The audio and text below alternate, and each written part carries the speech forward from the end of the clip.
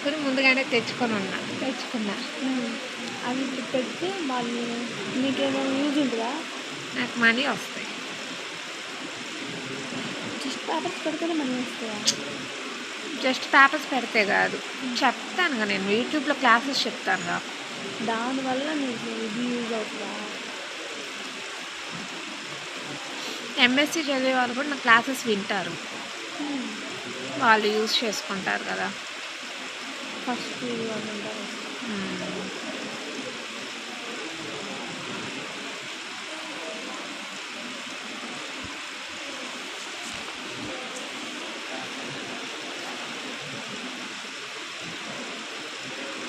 రాయమా నువ్వు రాస్తే నేను ఫోటో తీసుకొని రాసుకుంటాను. నీ బాధ లేదు.